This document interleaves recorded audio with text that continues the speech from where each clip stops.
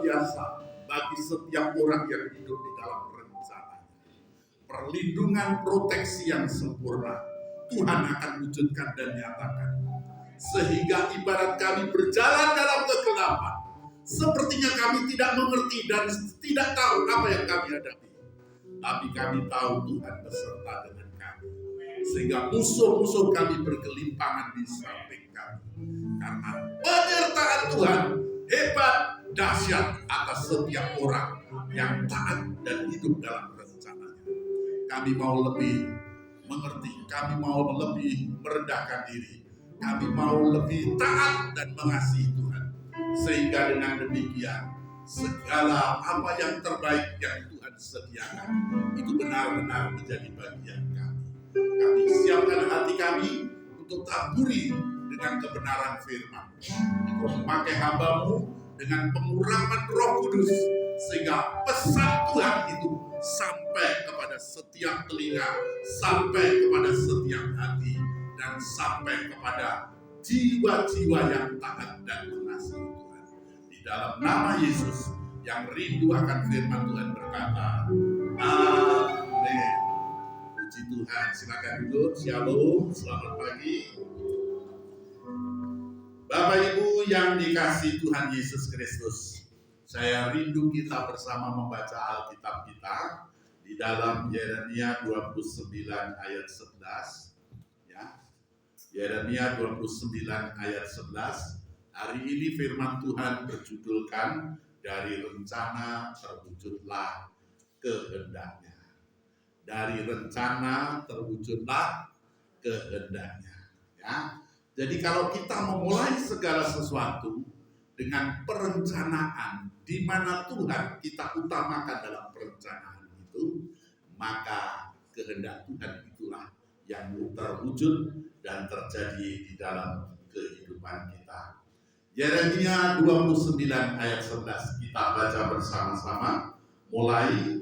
Sebab aku ini mengetahui rancangan-rancangan apa yang ada padaku mengenai kamu, demikianlah firman Tuhan, yaitu rancangan damai sejahtera dan bukan rancangan kecelakaan, untuk memberikan kepadamu apa? Hari depan yang penuh harapan. Puji Tuhan, ya. Bapak Ibu yang dikasihi Tuhan, hidup itu diibaratkan seperti sebuah perjalanan. Ya. Hidup itu diibaratkan seperti sebuah perjalanan. Ya. Nah, dalam perjalanan itu kita sudah disediakan rute, planning, rencana, jalur, dan segala sesuatunya secara detail. Itu Tuhan sudah menyediakan. Ya, Tuhan sudah menyediakan. Ya. Yang utama itu tinggal kesediaan kita. Kita mau mengikuti atau tidak. Ya. Kalau kita mau mengikuti, maka yang terjadi adalah kita hidup dalam ketaatan terhadap rencana Tuhan. Ya. Kalau kita mau mengikuti, maka kita akan mengalami damai sejahtera. Kalau kita tetap mengikuti, bukan berarti tidak ada kesukaran. Ada kesukaran, tapi anugerah Tuhan akan menopang kita. Ya, tetapi kalau kita tidak mau mengikuti, maka kita akan tersesat. Dan kita akan kehilangan arah. Dan kita akan muter, tidak tahu kemana jeluntrungannya. Karena itu, dalam hidup itu tidak usah pusing soal apapun. Soal kaya, soal miskin, soal punya jabatan, atau soal pengaruh. Itu tidak terlalu penting. Yang paling penting, apakah hidup ini bisa mencapai tujuan enggak? Amin. Yang paling penting itu di situ. Ya. Yang paling penting adalah apakah rencana Tuhan itu bisa tergenapi dalam hidup kita atau tidak. Sebab yang namanya tujuan hidup itu adalah mengikuti rencana Tuhan. Ya.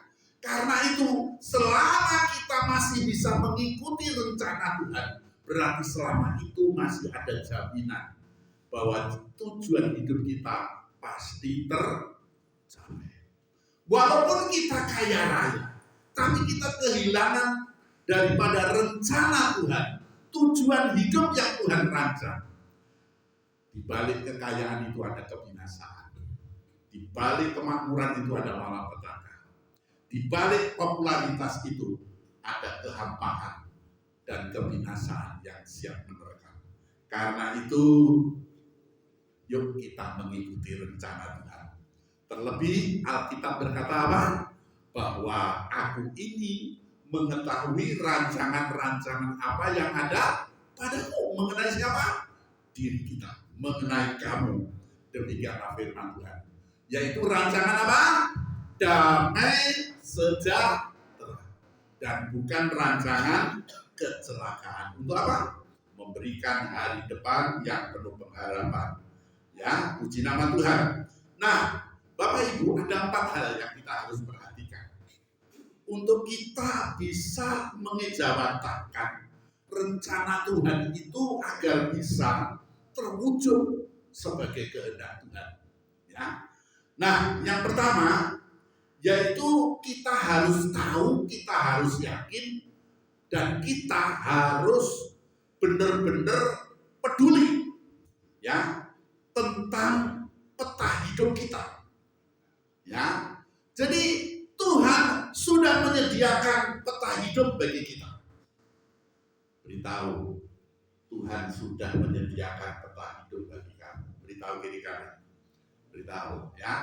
Supaya apa? Bukan hanya bingung dengan peta hidup menurut maunya sendiri. Ya. Jujur kalau kita ini hidup, saudara-saudara, menurut peta Tuhan, tidak semua tentang peta Tuhan itu kita mengerti. Tidak semua. Tidak semua. Ya. Kita mengerti hanya 1-2 langkah. Ya, Bapak Ibu yang dikasih Tuhan. Tetapi itu bukan masalah. Kalau menurut rencana kita, seakan-akan kita ini ngerti dari sini sampai ujungnya. Padahal kita cuma sok ngerti. Karena apa? Hidup ini penuh dengan rahasia. Hidup ini penuh dengan rahasia. Mazmur 139 ayat yang ke-16 beritahu kepada kita. Mazmur 139 ayat 16 masih bisa kelihatan? Iya, mari kita baca.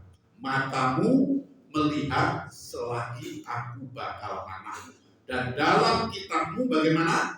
Semuanya tertulis hari-hari yang akan dibentuk sebelum ada satupun daripada. Jadi dikatakan di sini apa? Selagi bakal anak, berarti sudah lahir belum kalau bakal anak?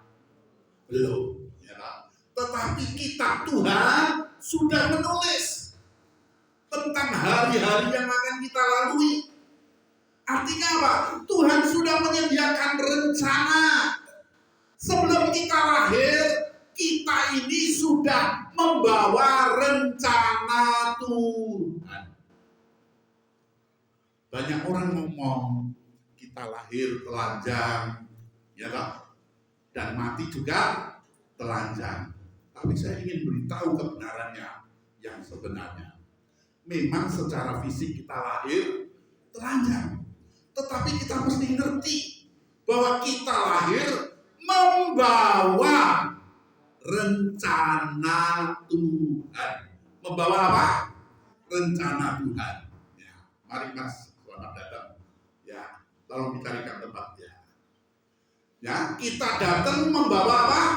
Rencana Tuhan. Karena itu tidak tangan kosong. Kita membawa sesuatu yang hebat, sesuatu yang besar. Kita membawa rencana Tuhan. Gara-gara rencana Tuhan ini, hidup itu tidak bisa ditebak. Hidup itu tidak bisa ditebak. Dulu saya ini dianggap karena jujur Bapak Ibu, saya ini zaman dulu kan Bapak Ibu marah. Rupaku ya elek. Boleh sekarang ganteng, mulai orang ganteng tak bojo ya toh. Tapi dulu kecil saya itu jangan elek. Wah, aku bikin dalam fotoku itu ya gilo-gilo piye gitu. Ya, Bapak Ibu yang dikasih Tuhan. Dan jujur aja saya ini ada watak tengilnya juga. Ya. Nah, karena itu orang pikir enggak, ya. Saya sejak kecil itu dibully. Ya, dolanan dibully, di kelas dibully, di mana-mana dibully. Mergo rupaku elek, anak wong lanang. Sudah gitu anaknya pendeta, anaknya wong Kristen, ya, saya dianggap seperti tidak ada harga, tidak ada nilai, dilecehkan. Saudara-saudara yang dikasih Tuhan, bareng saya yang jadi pendeta, di siaran radio itu, ini yang tak pikir ini seorang bakal jadi uang, saya mau malah jadi pemimpin loh. Halo, jalan hidup tuh tidak ada orang yang tahu. Karena apa? Masing-masing kita membawa rencana Tuhan. Karena itu kalau engkau direndahkan, nggak usah minder. Kalau engkau ditekan, nggak usah takut. Simpen dalam hatimu, aku punya rencana Tuhan yang besar. Aku punya rencana Tuhan yang hebat, yang harus aku genapi dalam hidupku. Dan semua pasti terjadi sebelum aku mati. Amin.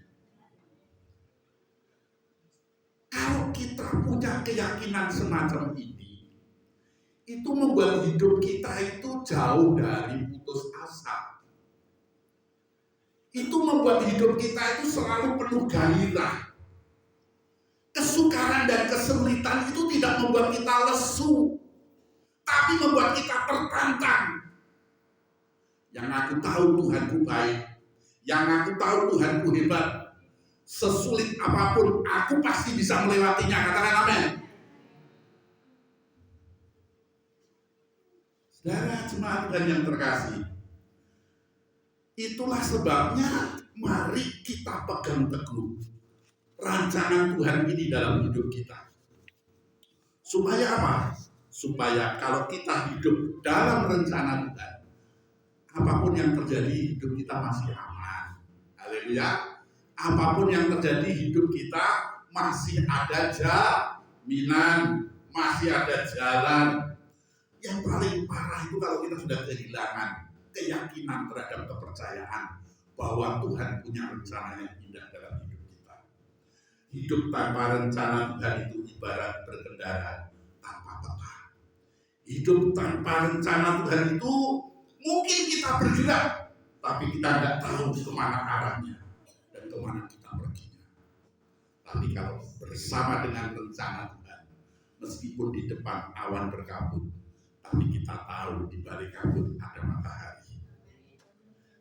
Yang kedua, jemaat Tuhan, yang kita harus tahu adalah rencana Tuhan itu melebihi dari pemahaman kita. Rencana Tuhan itu apa? Melebihi dari pemahaman kita. Mari kita baca Yesaya 55. Yesaya 55 ayat yang ke-8 dan ayat yang ke-9. Sebab rancanganku bagaimana? Bukanlah rancanganmu.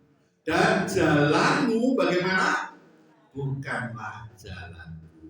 Demikianlah firman Tuhan. Seperti tingginya langit dari bumi, demikianlah tingginya jalanku dari jalanmu, dan rancanganku dari rancanganmu. Pegang teguh ini. Rancangan Tuhan itu lebih hebat dari apa yang kita bisa rancang tentang diri kita. Rancangan Tuhan itu lebih luar biasa daripada rancangan kita. Jujur terkadang kita frustrasi ketika kita melihat semua rencana kita, agenda kita, itu tiba-tiba terbengkalai. Saya mau ngomong jujur sama Bapak Ibu semua. Hal yang terburuk apa yang bagi saya yang pernah saya alami. Jujur, yang terburuk bagi saya, yang saya alami, itu bukan soal saya tidak makan. Meskipun saya umur 5 tahun sudah pernah 3 hari nggak makan, saudara-saudara. Tapi itu bukan yang terburuk.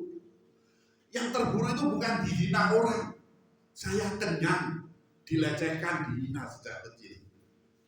Tapi itu bukan yang terburuk. Yang terburuk itu bukan dalam keadaan kita tidak dianggap. Soal itu saya ini sudah biasa, ya loh. Jujur aja orang kalau lagi butuh itu kayak nyanjur kita. Tapi lek karpe wis kelakon, kita ini dibuang oleh orang yang regane. Yang begitu-begitu saya kenyang. Tapi itu bukan yang terburuk. Tahu yang terburuk bagi saya? Ketika semua mimpi saya yang saya rancang, tahu-tahu runtuh, ambyar, bubar, rungkat jadi hilang, nggak tahu kemana-mana. Kapan itu terjadi? Dulu ketika saya berangkat ke kampus, saya nggak bakal balik ke Madiun. Dulu ketika saya berangkat ke kampus, saya nggak punya cita-cita melayani Bapak Ibu semua.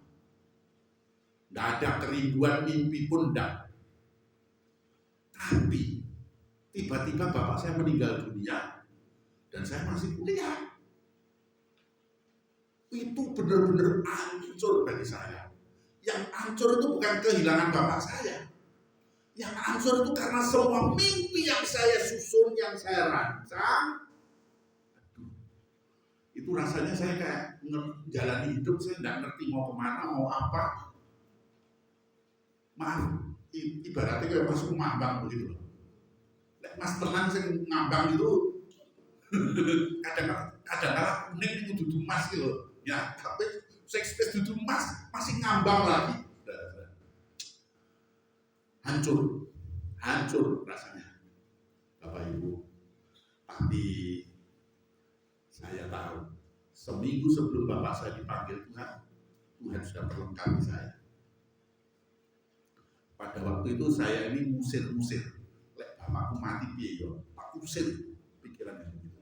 Tapi tidak saya. Sampai akhirnya saya duduk di meja tulis belajar saya. Lalu di situ saya mulai susun 1, 2, 3. Dan tahu-tahu tidak lama kemudian adik saya datang dan secara singkat bapak saya meninggal dunia. Dan saya berpikir, baik ya apa ini?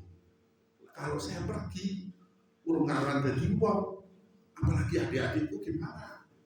Ya, saudara-saudara. Dan saya tahu Bapak Ibu semua juga mengasihi dan menginginkan bersama-sama saya. Dan akhirnya, ya inilah yang terjadi.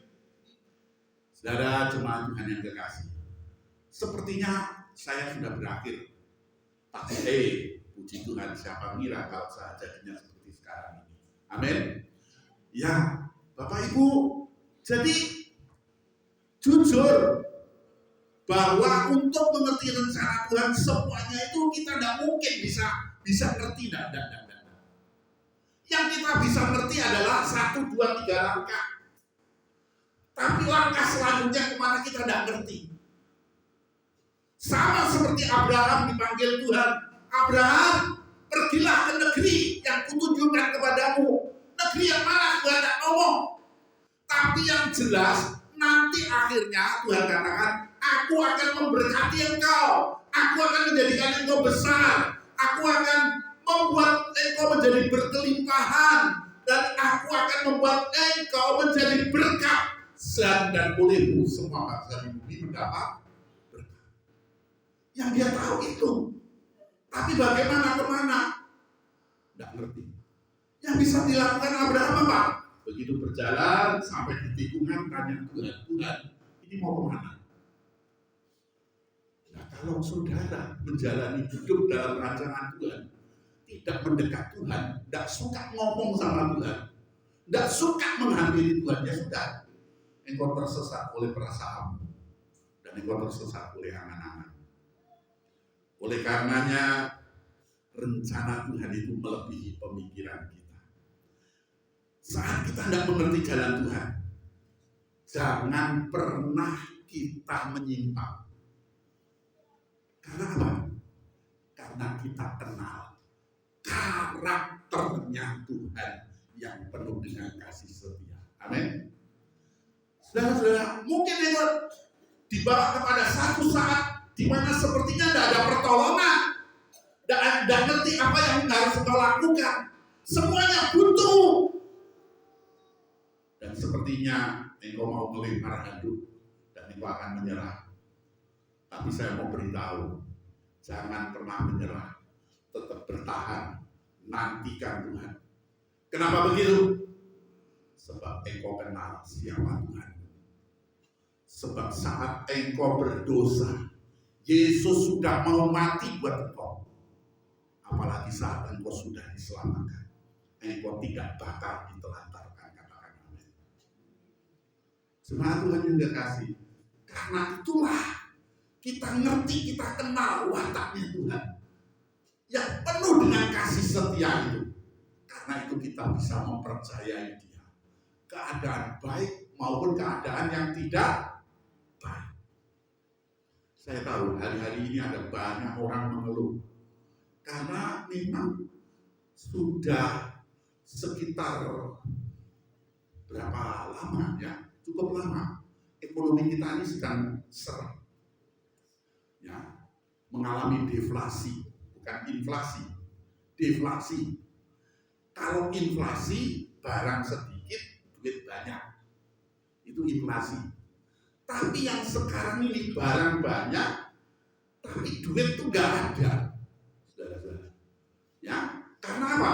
Karena mereka yang punya duit penghasilannya berkurang, ya, sehingga daya beli itu kurang. Dan akibatnya apa? Seret ekonomi. Tapi jangan menyerah, beritahu kiri kanan, jangan menyerah. Tetap andalkan Tuhan. Sebab rencananya jauh melampaui semua penalaran kita. Karena itu tetaplah percaya. Ya. Yang ketiga adalah tugas kita itu percaya dan taat. Tugas kita apa? Percaya dan taat. Tugas kita bukan ngeyel. Tugas kita bukan protes. Tugas kita percaya dan taat. Tapi banyak orang Kristen sudah nggak percaya. Kalau orang nggak percaya pasti nggak taat. Sudah gitu protes, merengut. Sudah begitu menggerutu, bersungut-sungut. Waduh. Di dalam Ibrani 11 ayat 8, mari kita baca. Ibrani 11 ayat 8, masih bisa membaca yang ada di belakang ini? Masih ya, kita baca bersama-sama ya. Mulai. Karena iman Abraham taat ketika ia dipanggil untuk berangkat ke negeri yang akan diterimanya menjadi milik pusaka, ia berangkat tanpa mengetahui tempat yang ia tuju. Saudara-saudara, di dalam kita menjalani rencana Tuhan, tugas kita cuma satu, percaya lalu taat. Tidak ada yang lain. Percaya. Ketika kita menjalani hidup itu dengan percaya dan taat, selangkah demi selangkah Tuhan menuntun kita.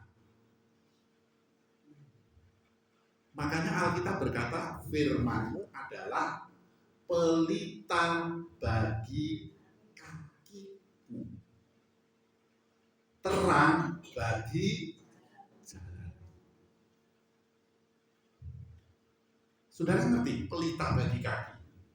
Zaman dulu itu sepatu itu dipasangi lampu blik begitu, ya. Sehingga kalau saudara tidak melangkah, yang saudara lihatnya cuma satu langkah di depan. Tapi ketika saudara melangkah, belum. Saudara melihat satu langkah lagi di depan. Dan ketika saudara melangkah lagi, saudara ngerti. Dan akhirnya engkau sampai kepada tujuan. Demikian pula dengan menjalani hidup untuk kita menggenapi rencana Tuhan. Itu selangkah demi selangkah. Karena itu jangan bingung dengan apa yang engkau tidak ngerti. Jangan bingung dengan apa yang engkau tidak paham. Jangan bingung dengan apa yang engkau tidak bisa pahami. Karena apa? Engkau selamanya tidak akan paham kalau engkau tidak percaya dan taat. Tapi ketika engkau percaya dan taat, pemahamanmu, pengertianmu, kemampuanmu untuk bisa menelusuri semua itu meningkat. Tapi kalau engkau tidak percaya dan taat, semua yang engkau omongkan itu omong kosong. Oleh karena itu jemaat Tuhan yang dikasihi, tugas kita sederhana, apa? Percaya dan taat. Yuk ngomong sama diri sendiri, aku terus mau percaya dan aku terus mau taat. Amin. Ya, sebab memang itu tugas kita. Meskipun kita tidak paham, meskipun kita tidak ngerti, sudah tidak paham, tidak ngerti, situasinya sepertinya gawat, tapi tetaplah tinggal dalam percaya. Karena apa? Tuhan tidak akan pernah tinggalkan kita. Suatu ketika ada seorang bermimpi, dia bermimpi berjalan dengan Tuhan di tepi pantai. Dia bergandengan dengan Tuhan di tepi pantai. Lalu apa yang terjadi, saudara-saudara? Di situ setiap kali melangkah ada 4 tapak kaki yang membuktikan mereka telah menjejak sebagai tanda mereka pernah melangkah. Sampai suatu saat dalam mimpi itu tiba-tiba ada gelombang yang besar. Begitu gelombang besar terjadi, dia tidak ngerti apa yang terjadi. Tapi begitu selesai gelombang, yang terjadi adalah kaki-kaki tadi itu jejaknya tinggal 2. Yang 2 kemana? Dia berpikir Tuhan sudah meninggalkan dia. Dia berpikir Tuhan, dalam mimpi itu dia bertanya, Tuhan, mengapa engkau meninggalkan aku saat aku dalam badai? Lalu Tuhan berkata, anakku, jejak kaki itu bukan jejak kakimu. Itu jejak kakiku menggendong kamu. Amin. Jadi di dalam keadaan sukar dan sulit, sepertinya Tuhan meninggalkan kita. Padahal Tuhan tidak pernah meninggalkan kita. Dia selalu menyertai kita. Karena itu tetaplah percaya. Puji Tuhan. Yang terakhir atau yang keempat adalah hidup damai itu jika kita tinggal dalam rencana Tuhan. Ya, hidup yang penuh dengan damai sejahtera itu terjadi jika kita hidup dalam rencana Tuhan. Filipi pasal 4 ayat 7. Mari kita baca Filipi pasal 4 ayat 7. Semua sudah mendapatkan? Mari kita baca dengan suara yang lantang. Damai sejahtera Allah yang melampaui segala akal, bagaimana? Akan memelihara hati dan pikiranmu dalam Kristus Yesus. Kalau kita hidup dalam rencana Tuhan, hati kita itu selalu penuh damai. Selalu penuh damai itu bukan berarti tidak ada konflik. Selalu penuh damai itu bukan berarti tidak ada masalah. Selalu penuh damai itu bukan berarti tidak ada percobaan. Ada. Banyak. Tapi kenapa kita bisa klaim bahwa yang kita alami itu tetap dalam damai sejahtera? sebuah kontes foto dengan tema damai diadakan. Dan foto-foto yang masuk semua menceritakan tentang damai. Ada yang memfoto burung merpati membawa daun zaitun, ada yang foto orang tentara yang bermusuhan, senjatanya ditaruh lalu bersalaman. Pokoknya banyak ceritanya tentang damai yang tema daripada kontes foto tersebut. Tapi tahukah saudara siapa pemenangnya? Pemenangnya adalah foto tentang sarang burung di sebuah sebuah cabang pohon begitu. Di situ sarang burung itu ada beberapa kepala anak burung, lalu induk burung itu menaunginya. Dan anak burung ini kelihatan damai dan tentram, padahal penuh dengan angin yang ribut. Angin ribut, tapi anak burung itu tetap damai. Itulah damai yang Tuhan katakan kepada kita. Damai di dalam segala pergumulan hidup, damai di dalam segala tantangan hidup, damai dalam setiap persoalan-persoalan yang kita hadapi. Damai sejahtera Tuhan itu mengendalikan hati dan pikiran. Ada banyak orang hidupnya dikendalikan uang, sehingga ketika dia tidak punya uang, rasanya hidupnya setengah mati. Ya, itu lumrah lah.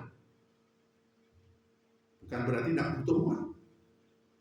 Tetapi ketika kita bergantung kepada duit, waduh, hidup kita benar-benar labil. Tapi kalau hidup kita dikendalikan ketaatan dalam rancangan Tuhan, kita bisa mengalami berbagai hal. Tapi damai sejahtera Tuhan itu tetap tinggal di hati, tetap menguasai pikiran, sehingga kita tidak panik. Orang luar katakan, kok bisa ya? Kok bisa saya hidup ya? Kok bisa ya? Kok bisa tetap eksis ya? Kok bisa? Padahal karena damai sejahtera Tuhan menguasai hati dan pikiran. Oh, soal ini saudara-saudara, saya benar-benar mengalami bagaimana damai sejahtera Tuhan menguasai hati dan pikiran. Kami sekeluarga bersama dengan ayah kami, adik saya ini saksinya, kami melewati banyak hal. Dan sepertinya hidup kami terancam. Tapi kami tetap tinggal tenang. Karena ada damai sejahtera Allah yang menguasai hati dan pikiran. Karena itu penting setiap saat kita berdoa, supaya damai yang datang dari Tuhan itu kita gali, dan kita sedot sumbernya. Dan penting bagi kita baca Alkitab setiap saat, setiap waktu, sehingga ketika pengertian kita yang hampir terkikis oleh semua hikmat dunia itu bisa diperbarui, sehingga mengalir kembali damai sejahtera Allah. Dan penting bagi kita beribadah setiap saat, setiap waktu, sehingga saudara tidak usah terlalu berpatokan kepada yang namanya ibadah yang hebat itu. Kalau cuma banyak musiknya heboh, terus pengkhotbahnya lucu, bukan di situ. Yang paling penting, apakah kau bisa menikmati Tuhan dalam pertemuan itu? Amin. Ada di musim salju di Swiss, tidak salah ya, itu sebuah gereja kecil yang datang cuma berapa orang, 4 atau 5 orang. Yang khotbah itu penatua gereja. Ya namanya penatua gereja ya khotbahnya aku. Saudara-saudara, dia berkhotbah tentang Tuhan memanggil pulau-pulau, itu diulang-ulang. Dan ada seorang pemuda duduk di situ yang namanya Charles Spurgeon. Saudara tahu, khotbah yang kelihatannya cuma sederhana, berapa orang, kayak embos seni. Si pemuda ini pulang dengan hancur hati.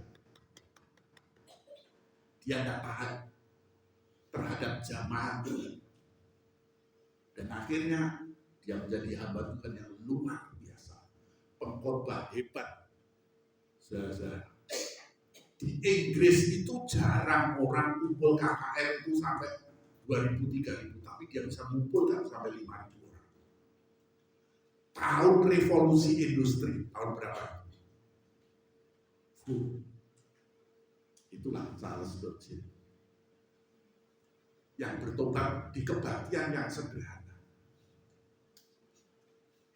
Karena itu kalau saudara pengen menikmati hadirat Tuhan hanya nunggu gerejamu gede, banyak orangnya, musiknya hebat. Saya pengen ngomong, bisa jadi kau sedang termanipulasi oleh teknik-teknik psikologi. Tapi justru saat-saat suasana tidak memungkinkan, tapi kok rasanya ada sesuatu yang hebat yang menggerakkan hati. Itu hanya murni karya Allah. Oleh karena itu, kita tinggal di zaman yang semua serba dipoles. Sampai-sampai kita hampir tidak mengenali mana yang asli. Saya mau kita tetap tinggal dalam kesederhanaan. Mungkin Tuhan bisa mengangkat kita lebih daripada waktu-waktu yang lalu. Tapi tetaplah tinggal dalam kesederhanaan. Terutama sikap hati. Bagaimana menanggapi hadirat Tuhan. Amin. Sehingga dengan demikian, engkau boleh terus tinggal dalam damai sejahtera. Akhir kata daripada pemberitaan firman Tuhan ini, tidak ada hidup yang lebih baik selain hidup sesuai rancangan Tuhan. Dan saya ingin beritahu kita semua, tidak ada rencana yang lebih baik selain rencana Tuhan. Tidak ada yang lebih indah selain kita tinggal dalam rencana Tuhan. Indah rencana Tuhan di dalam hidupku. Dulu aku tidak mengerti dan aku tidak tahu semua maksud. Sungguh Tuhan, dulu aku tidak tahu. Sehingga semuanya itu rasanya berat. Tetapi aku tahu Tuhan. Sekarang setelah semua tersingkap, aku bersyukur kepada bahwa indahlah rencana. Mari